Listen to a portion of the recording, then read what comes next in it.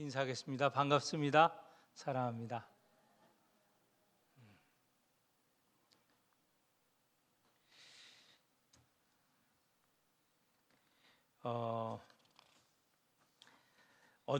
지난 수요일에 우리가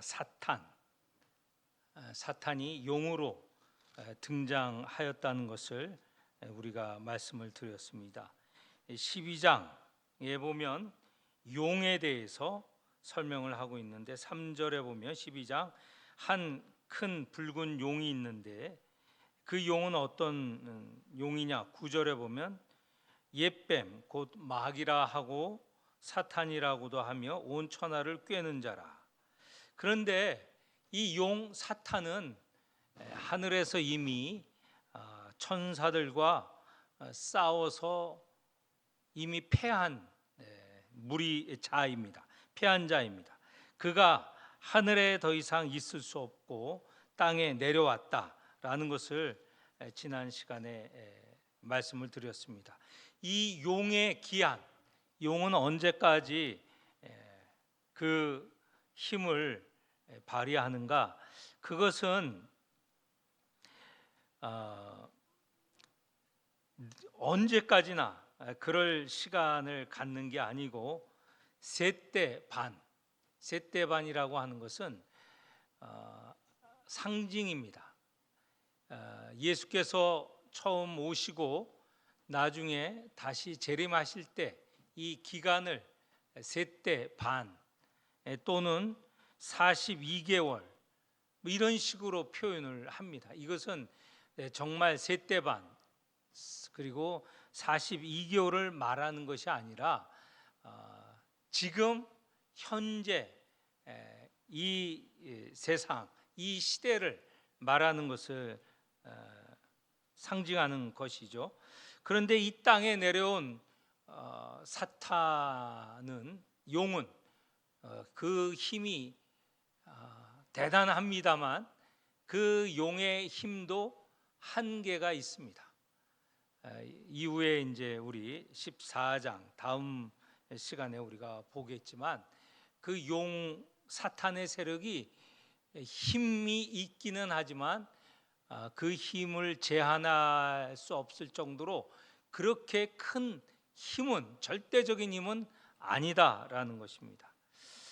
이 사탄으로 표현된 용에게서 두 짐승이 이제 등장을 합니다. 13장 우리가 읽은 보면 두 짐승이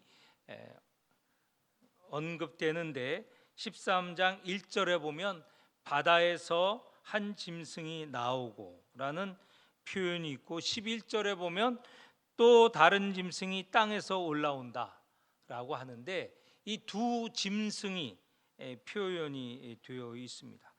그런데 이 바다에서 올라오는 짐승의 모습을 보면 1절에 나오죠.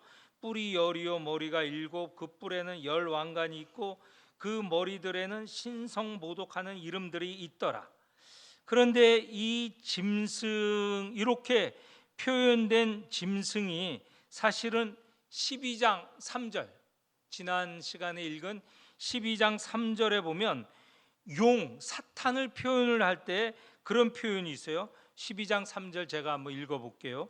하늘에 또 다른 이적이 보이니 보라 한 큰 붉은 용이 있어 머리가 7 뿔이 10 그 여러 머리에 7 왕관이 있는데 라고 하면서 오늘 이 바다에서 올라오는 짐승과 거의 같은 모습을 보입니다. 이 용하고 바다에서 올라오는 짐승 그리고 땅에서 올라오는 짐승은 어떤 관계냐? 용이 가장 힘이 세고 그것이 모든 것의 우두머리고 거기서 바다에서 나오는 짐승이 있는데 그 짐승의 힘이라는 것은 바로 용이 준 힘과 능력입니다. 그리고 이 짐승보다 땅에서 올라오는 짐승, 11절에 말하는 짐승은 그 힘이 조금 약합니다. 왜냐하면 13장 1절에 보면 바다에서 올라오는 짐승은 뿔이 몇 개죠? 1절에 보면 몇 개? 10개. 그리고 땅에서 올라오는 짐승의 뿔은 몇 개입니까? 11절에 보면 예? 좀 크게 맞는데 왜 자신 있게 몇 개? 2개예요. 예. 이 뿔은 성경에서 말한 뿔은 뭘 말하느냐? 힘을 말합니다. 힘. 근데 힘이 바다에서 올라오는 것은 10개고 땅에서 올라오는 것은 2개예요.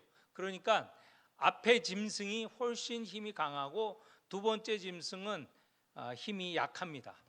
그러면 지금 세 무리를 말했죠. 하나는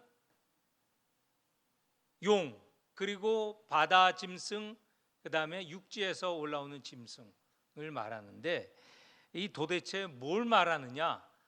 이것은 용은 사탄이라고 이미 12장 3절 그리고 9절에서 말씀을 드렸습니다. 이 13장 1절에서 나오는 바다에서 올라오는 이 짐승은 누구를 가리키느냐? 당시에 이 요한 계시록을 쓸 당시 로마 제국과 로마 제국을 대표하는 황제를 말합니다. 이것은 조금 이따 설명을 더 드릴 거예요. 왜 그런가? 그리고 바다에서 그 육지에서 올라오는 이 짐승은 누구를 말하느냐? 황제를 지원하는, 황제를 제국에 널리 알리는 그런 황제 수하에 있는 무리라고 생각하면 좋아요. 그런데 지금 그 요한이 지금 직접 다루는 인물은 사탄과 영적인 전투를 하는 사탄, 그리고 그 사탄을 대리한 지상의 가장 힘센 자 사탄을 대리한 황제를 말하고, 그 다음에 이 황제가 로마 전역에서 자기 황제를 우상화하고 황제를 신으로 이렇게 높이는 그런 세력들이 있어요. 예를 들면 황제를 모신 그런 신전들이 있어요. 1세기 이 요한계시록이 쓰여진 당시 1세기에 보면 이때 황제는 단지 그냥 인간, 사람이 아니라 점점점 그 로마 제국의 사람들이 황제를 다르게 봅니다. 처음에는 신의 아들이라고 그렇게 이야기되다가 갈수록 신이 이 땅에 현현하였다, 신이다, 이렇게 하는 그런 것이 1세기 전후에서, 그러니까 기원 후 100년 전후에서 일어난 로마의 모습이라는 것이죠. 그러니까 로마 황제가 신이다라고 선전하고 주장하고 그렇게 주장되는 황제를 모시고 거기에 예배드리고 절하지 않는 자들은 핍박하는 그런 세력들이 있어요. 이게 바로 지상에서 나온 두 번째 짐승을 말합니다. 그거에 대해서 좀 더 구체적으로 말을 해보면 3절에 보면 2절에 보면 이 짐승이 표범 같기도 하고 곰 같기도 하고 사자 같기도 하다. 그러면서 마지막 부분에 보면 용이 자기의 능력과 보좌와 큰 권세를 그에게 주었다라고 하는데, 이것은 로마 황제의 그 힘이 정말 잔인하고 잔혹하게 사용되었다라는 것을 말하고 있습니다. 이 짐승들은 맹수들 아닙니까? 표범, 곰, 사자 다 사나운 동물들입니다. 로마 황제는 평화가 아니고 무력으로 제국을 건설하고 제국을 유지를 했습니다. 로마의 평화라는 말이 있어요. 로마의 평화. 근데 로마의 평화는 로마 제국을 위한 평화이지 모든 로마 제국에 있는 모든 사람을 위한 평화는 아니라는 거예요. 우리가 로마 제국 하에 있었던 이스라엘만 보더라도 이스라엘이 로마 치하에서 너무너무 힘들었어요. 일단 종교적으로 엄청난 지금 핍박을 받죠. 그리고 세금을 거두어 가는데 직접 자기들이 세금도 거두지 않고 동족인 유대인들에게 그 세금 권리를 팔아서 그 세금을 거두는데 동족인 유대인들이 세금을 엄청 거두어요. 그래서 자주자주 유대 지역에서도 이스라엘에서도 반란이 일어납니다.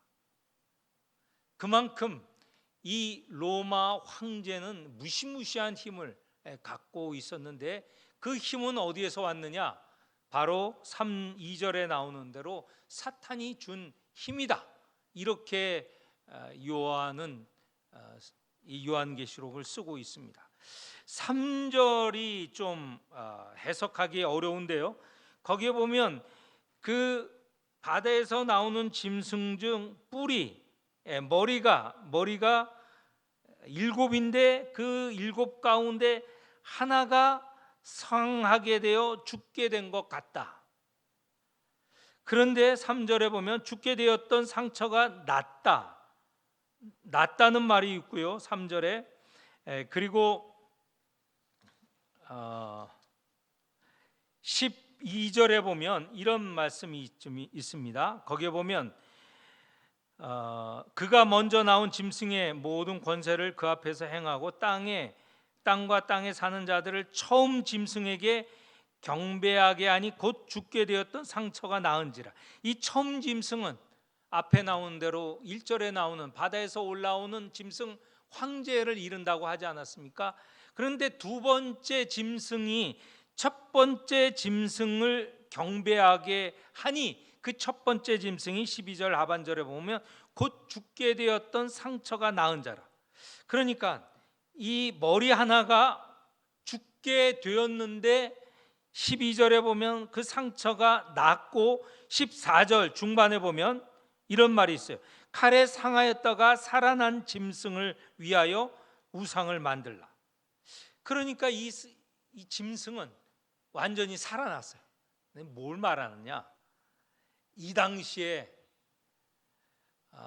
네로 황제에 대한 소문을 여기에다가 실은 겁니다. 무슨 말이냐면 네로 황제는 68년경에 이제 사망을 하는데 자살을 합니다. 그런데 이 네로가 얼마나 악하고 못되게 굴었으면 네로가 살아날 수도 있고 그렇게 되면 이 모든 이들이 힘들게 되는 거예요. 특별히 네로는 이 로마 시를 불태우거든요. 그러면서 이 불태운 것에 그 불태운 자들이 그리스도인이라고 거짓 소문을 폈어요. 그리고 많은 그리스도인들이 핍박을 당하게 되거든요.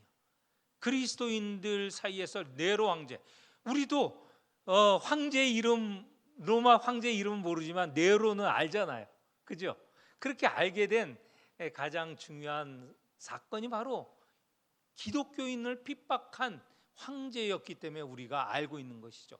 그런데 네로 황제가 결국 자기가 자살하게 되는데 이 자살하게 된 네로가 살아나게 되면 어떻게 될까? 네로 황제는 다시는 있어서는 안 되는 그런 존재인데 걱정하는 바가 있어요. 살아나면 어떻게 될까? 이런 걱정들을 하고 있었던 거예요.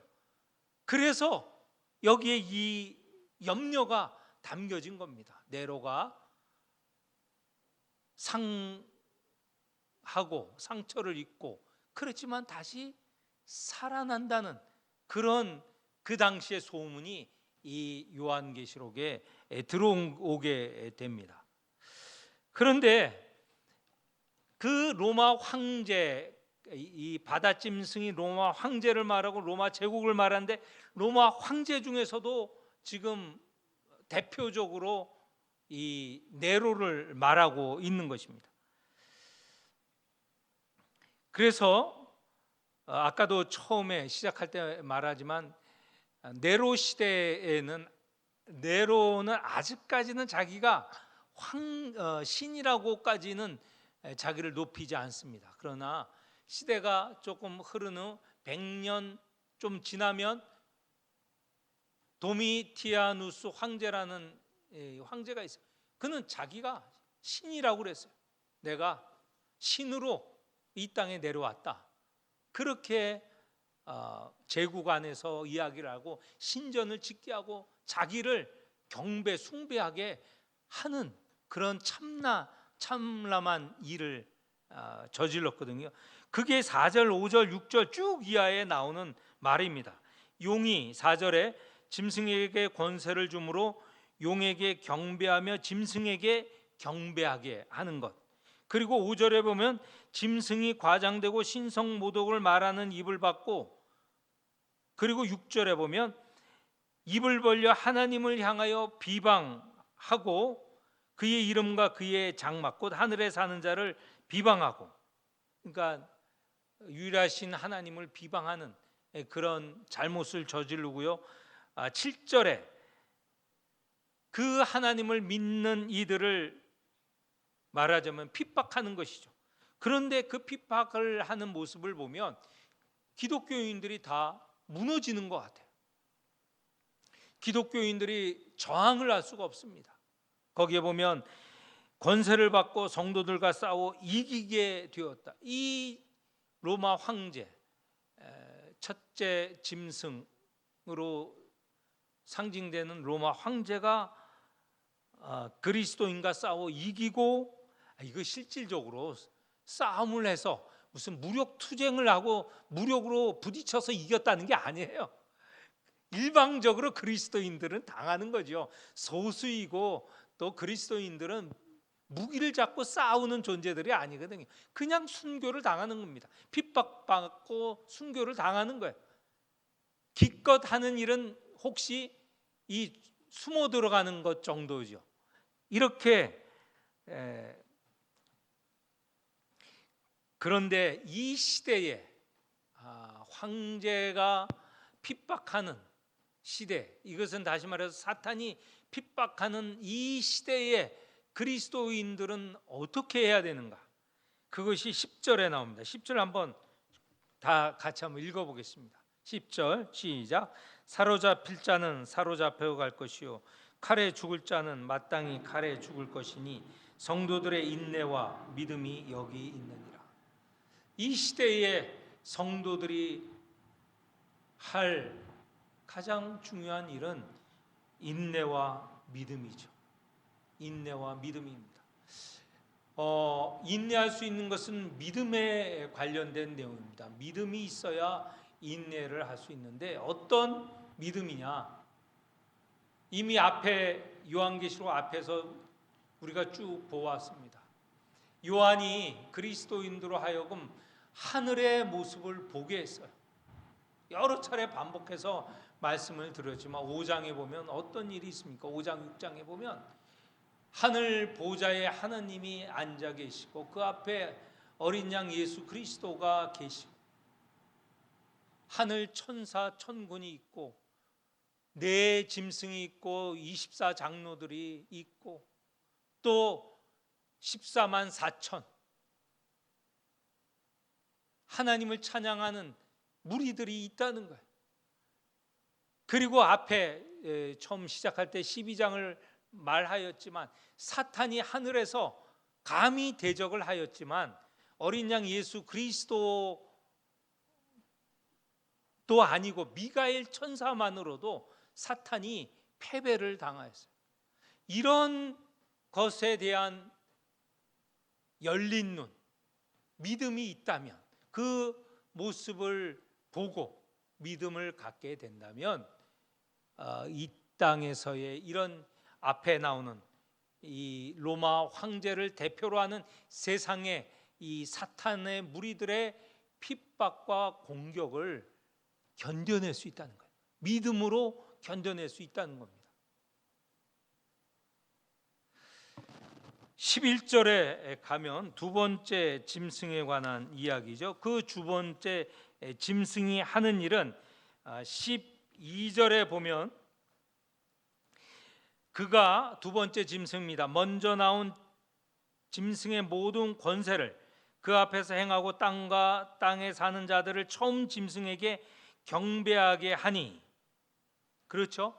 황제에게 절하고 황제 숭배를 하게 하는 그런 세력들, 그런 것을 말하는데, 이게 도대체 누구냐라고 했을 때 이 당시로서는 이 신전에 로마 황제를 신으로 모신 신전의 제사장이라고 하는 거예요. 이 제사장은 이 이스라엘의 제사장이 아니고 로마 황제를 신으로 모신 신전의 제사장이라는 거예요. 그 사람들도 능력이 있어요. 13절 14절에 보면 큰 이적도 행하고, 그러면서 14절에도 이적을 행한 것을 다시 말하고 땅에 거하는 자들을 미혹하게 하는 것이다. 그리고 14절 끝부분에 보면 칼에 상하였다가 살아난 짐승, 이 네로 황제를 얘기한다고 했습니다. 네로 황제를 위하여 우상을 만들라. 그리고 15절에 그 우상에게 말하자면 우상에게 이끌어 이 우상을 절하라, 이렇게 하는 것이죠. 그러면서 마지막 부분 16절 이하에 보면 짐승의 표, 짐승의 수가 나옵니다. 16절에 보면 마지막 부분에 16절 하반절에 보면 모든 이에게 그 오른손에나 이마에 표를 받게 하고 또 누구든지 이 표를 가진 자 외에는 매매를 못하게 하니, 그 표를 모든 이에게 오른손이나 이마에 그 표를 새기는 것이죠. 그런데 이것은 무엇을 말하느냐? 당시 로마 황제의 인정을 받지 못하면 상거래를 할 수 없습니다.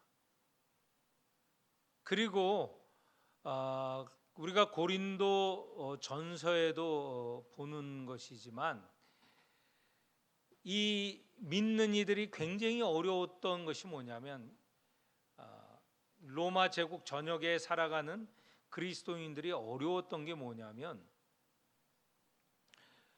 이 상거래가 주로 신전에서 이루어졌어요. 많은 경우. 그런데 이 신전에서 이루어지는, 특별히 이 육식에 관한 고기의 거래는 신전에서 이루어졌어요. 무슨 말이냐? 신전에 바쳐진 짐승의 그 살, 고기들이 거기서 시장으로 나와 매매가 되는 거예요. 대부분이 그랬어요. 오늘은 우리는 아무 데서나 고기를 구입하고 먹을 수 있는데, 이 사실 고기 먹는 게 이거 예전에는 어림도 없는 일입니다. 로마 제국 시대의 고기는 바로 신전에 바쳐진 고기가 나와서 그게 시장에 가서 판매가 되는 거예요. 그러니까 이 거래가, 고기의 거래가 신전에서 이루어졌어요. 이게 가장 큰 도시 내 이 거래하는 가장 큰 그런 물품이에요. 이것이. 그런데 거기에 로마 황제를 섬기거나, 그러니까 로마 신전에 와서 로마 황제에게 절하거나 그렇게 하지 않는 이들은 이 상거래에 참여할 수 없는 것이죠. 고린도전서에 보면 믿는 이들이 이것 때문에 큰 고통을 당했어요. 이 거래에 참여하느냐, 이 거래된 고기를 먹어야 되느냐 말아야 되느냐. 이 고기는 하여튼 그 당시에 고기는 전부 다 대부분 그 신전에 바쳐진 고기라고 생각하면 돼요. 그러니 이 고기를 먹어야 되느냐 말아야 되느냐, 그런 문제가 그 당시에는 심각한 신앙적인 문제였습니다. 그런데 이 짐승이라고 하는 것은 뭘 말하느냐? 앞에 우리 첫 번째, 두 번째 짐승들 나오잖아요. 그러면서 첫 번째 짐승을 로마 황제를 말하고, 그 로마 황제 중에서 가장 대표적인 게 누구라고 했죠? 무슨 황제라고 그랬죠? 다시 네로 황제. 자, 네로 황제입니다. 18절에 그 짐승의 이름과 그 이름의 숫자이죠. 숫자는 보니까 666이에요. 이걸 어떻게 설명하느냐? 한번 올려주세요, 사진.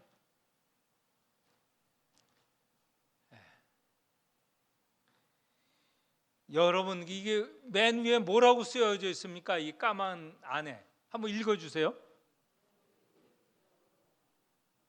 다시 한번. 네, 네로가 그 당시에 정확하게 이렇게 불리어졌어요. 네로 황제. 네로에다가 네론 케사르. 네론 케사르. 케사르는 네로는 네로죠. 우리는 알 수 있어요. 네로 황제. 케사르는 황제예요. 황제. 그러니까 네로 황제라는 뜻이에요. 이 네로 황제를 히브리어로 쓴 겁니다. 히브리어로 쓰면 네로 황제를 우리말로 쓰면 네모할 때 네자잖아요. 그리고 로의 니은, 그리고 케사르 이렇게 쓰는데, 요걸 히브리어로 쓰는 겁니다. 히브리어로. 그래서 앞에 니은이 네 할 때 네고요. 그 다음에 그 옆에 리을이 있죠. 네로 할 때 로입니다. 로. 그리고 밑에 오가 있죠. 그리고 밑에 니은, 네론이 돼요. 애가 왜 없냐면 하여튼 다 설명을 못 드리지만 모음은 빼고 자음을 쓴 거예요. 자음. 근데 우리가 보기에는 오 같은 것은 모음 같은데 하여튼 그냥 받아들이세요. 저것도 자음이에요. 원래 자음인데 하여튼 우리 한글하고는 다르지만 그걸 저렇게 쓴 거예요. 네론 하나 둘 셋 넷 하고 다섯 번째에 키읔이었죠. 케 밑에 시옷 사 할 때 시옷, 그 다음에 르 케사르 할 때 리을이에요. 근데 여기서 중요한 건 뭘 말하려고 하냐면 이 히브리어나 헬라어나 로마 라틴어나 다 글자가 수를 갖고 있었어요. 숫자를 갖고 있었어요. 그래서 니은, 네로 할 때 니은 맨 위에 것은 숫자가 50이에요. 그리고 로 할 때, 네론 할 때 리을은 숫자가 200이에요. 그리고 오는 숫자가 6이에요. 그리고 N 밑에 N은 숫자가 50이에요. 앞에 니은도 50이고 네 번째도 50이죠, 숫자가. 그리고 케사르 할 때 케, 이거는 히브리어로 코프라는 단어인데 그 숫자는 100이에요. 100. 다섯 번째 글자죠. 그다음에 여섯 번째 사르 할 때 시읒, 사맥이라는 그 단어인데 그거는 숫자로는 60이에요. 그리고 맨 끝에 르, 알, 엘, 니을이죠. 저거는 200이에요. 저 위에 두 번째도 리을이 200이죠. 그리고 맨 끝에 리을도 200이에요. 그래서 이것을 다 더하면 666이 되는 거예요. 그래서 여러분 다 뭐 알지는 못하지만 한번 따라 보세요. 네론 케사르. 이게 이 글자를 숫자로 다 더해 보면 666이 되는 거예요. 그런데 이거는 너무 그거 뭐 우연히 맞지 않습니까? 그럴 텐데 이 당시에는요. 글자를 숫자로 환원하고 숫자를 글자로 환원하는 것이 자연스러운 그렇게 새로운 특별한 숨은 일이 아니에요. 이런 경우가 많이 있어요. 근데 666이에요. 근데 육자는 숫자로 당시에서 육자는 제일 안 좋은 수예요. 심지어는 육자가. 그런데 그 육자가 몇 개예요? 666. 세 개나 들어가는 진짜 안 좋은 존재라는 걸 말하는 거예요. 666은 정말 안 좋은 숫자를 말하는 거예요. 예수님도 예수님의 헬라어 이름은요 이에수스예요. 이에수스. 한번 따라해 보시겠어요? 이럴 때 한번 따라해 보죠. 언제 하겠어요? 따라해 보세요. 이에수스. 그냥 예수잖아요. 우리는 줄여서 이에수스예요. 그런데 이것도 숫자 헬라어를 숫자로 환원해서 다 더하면 뭔지 아세요? 888이에요. 팔자가 온전한 숫자가 7인데 그거보다 하나가 더 많은 팔자는 너무너무 좋은 수예요. 8이 3개나 들어가 있어. 이거는 제가 만들어낸 게 아니고 그 당시에 숫자를 그렇게 이해하고 그렇게 사용했어요. 888. 이 888이 무지무지 좋은 예수님 이름 숫자예요. 여기에 보면 짐승의 수라고 했잖아요. 17절. 곧 짐승의 이름이나 그 이름의 수라. 18절 끝에 그의 수는 666이라. 네로만을 말하는 게 아니죠. 로마 황제들만 말하는 게 아니죠. 오늘날 본다면 우리는 어떻게 이해하느냐? 우리가 예수의 복음대로 살려고 할 때 그 살려고 할 때 유혹하는 존재들, 가로막는 존재들, 심지어 예수의 복음대로 살려고 할 때 핍박하는 존재들이 다 666에 속한다는 것입니다. 다 이 짐승의 숫자예요. 그 짐승은 곧 용, 사탄이 보낸, 사탄이 대리한, 사탄을 대리한 그런 세력이라는 것입니다. 13장에서 이렇게 사탄은 하늘에서 전쟁에서 패배당했어요. 지상에서 그 힘을 발휘할 겁니다. 그렇지만 그가 발휘할 수 있는 것은 42개월, 셋대 반, 예수께서 오시기 때까지 힘을 발휘하는 겁니다. 그러나 마지막에는 패배를 당할 거예요. 그 사이에 성도들의 삶은 고달프죠. 그렇지만 믿음과 인내를 가질 때 이 믿음과 인내가 있을지라도 어떤 때는 핍박을 받고 숨질 때도 있어요. 순교를 당할 때도 있어요. 이 당시에 특별히 그랬다는 것이죠. 이 당시에 요한이 이 글을 쓸 때 그렇기에 되었다는 것이죠.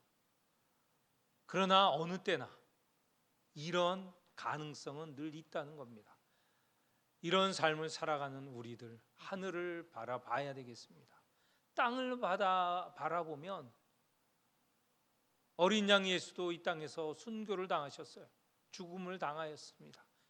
3일 만에 부활하였지만, 그렇지만 하늘을 바라볼 때 영원한 나라,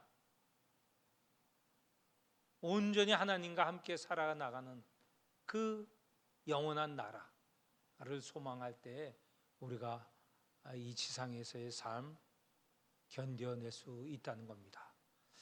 이렇게 인내와 믿음을 가지고 살아가시는 성도들이 되시기를 축원합니다.